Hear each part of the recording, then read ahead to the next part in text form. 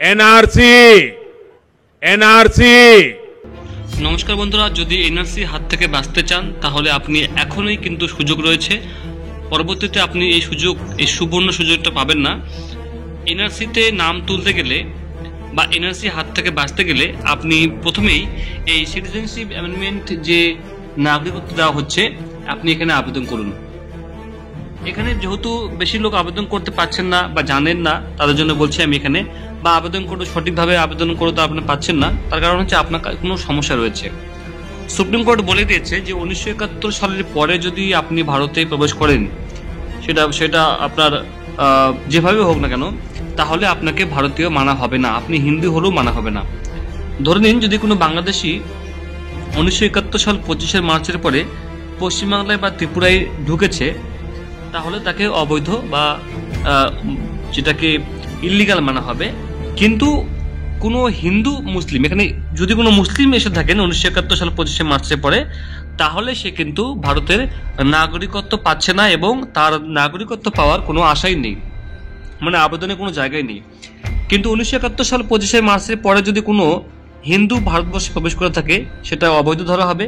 কিন্তু সেই অবৈধটাকে বৈধ করার জন্য আপনি এখানে ইন্ডিয়ান সিটিজেনশিপ অনলাইন .nrc.in সাইটে আপনি আবেদন করতে পারবেন। 1971 সাল 25 মার্চের পরে এবং 2014 31 ডিসেম্বরের আগে যদি আপনি ভারতে প্রবেশ করে থাকেন এর মধ্যে, তাহলে আপনি হিন্দু হলে আপনি এই সিটিজেনশিপ অ্যামেন্ডমেন্টে আবেদন করে ভারতের নাগরিকত্ব নিতে পারবেন। মুসলিম হলে সেটা সেক্ষেত্রে প্রযোজ্য হবে না, কারণ ইতিমধ্যে আপনারা দেখেছেন যে 2019 সালে আসামে এনআরসি করা হয়েছে। আসামে এনআরসি ভিত্তিবসে ধরা হয়েছিল 1971 সাল 25 মার্চ ধরা হয়েছিল মধ্যরাত্রি। সেটাকে চ্যালেঞ্জ করা হয়েছিল 2012 সালে, 12 বছর আগে চ্যালেঞ্জ করা হয়েছিল।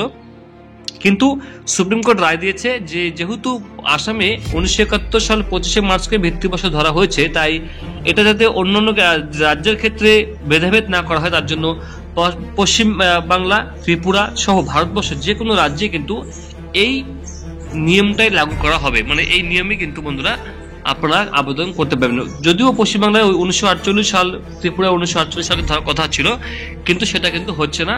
1971 সালেই সবাই ভারতবর্ষের সব জায়গাতে কিন্তু এনআরসি করা হবে। তো এই যে এতটা পরিমাণে হিন্দু, মুসলিম, বাংলাদেশি ঢুকে গেছে পশ্চিমবাংলায় এবং তারা passport, Aadhaar card, voter card, PAN card, জমি জায়গা সমস্ত কিছু তারা বানিয়ে ফেলেছে।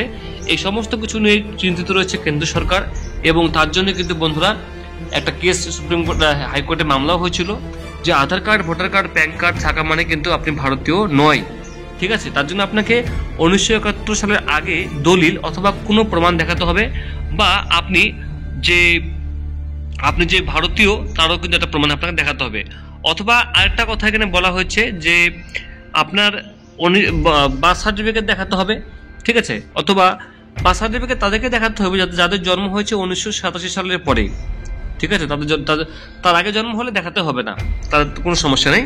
সেক্ষেত্রে আপনাকে জমির দলিল বা কোনো লিঙ্ক এস্টাবলিশ করা হবে। শুধুমাত্র এনআরসি যে এত সহজ নয় যে আপনি কোনো কিছু দেখালেন হয়ে গেল, আপনাকে লিঙ্ক এস্টাবলিশ করতে হবে। মানে আপনার বাবাকে, তার বাবাকে, কোথায় বাড়ি ছিল, কোথায় ছিলেন, এই সমস্ত কিছু ঠিক কাস্ট সার্টিফিকেটের মতো আপনাকে কিন্তু বন্ধুরা লিঙ্ক এস্টাবলিশ, মানে লিঙ্ক আপনাকে সূত্র দেখাতে হবে। তাই 2025 সালে কিন্তু শুরু হতে চলেছে এনপিআর এবং সেন্সাস, এই দুটোর ভিত্তিতেই যেমন জনগণনা হবে, পাশাপাশি ধর্মীয় এবং জাতি গণনা হবে, যেটা অনলাইনে আবেদন চালু হবে বা মোবাইল থেকে আপনি করতে পারবেন। ঠিক আছে, আপনাকে আমি জানিয়ে দেবো। এখনো পর্যন্ত যদি আপনি হিন্দু হয়ে থাকেন, যদি বাঁচতে চান, তাহলে আপনি এখানে সিটিজেনশিপ অ্যামেন্ডমেন্ট এই যে আপনি এখানে আবেদন করতে পারেন।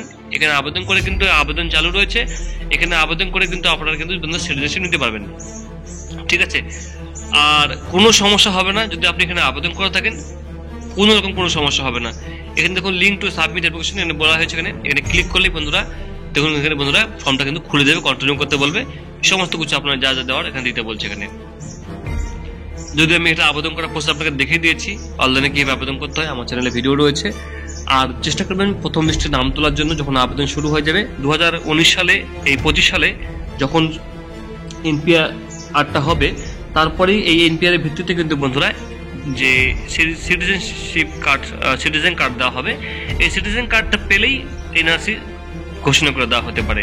কেননা আপনারা দেখছেন যে সরকার বিভিন্ন স্টেপ নিচ্ছে, প্রশাসন বিভিন্ন স্টেপ নিচ্ছে বাংলাদেশ তাড়ানোর জন্য, অবৈধভাবে তাড়ানোর জন্য।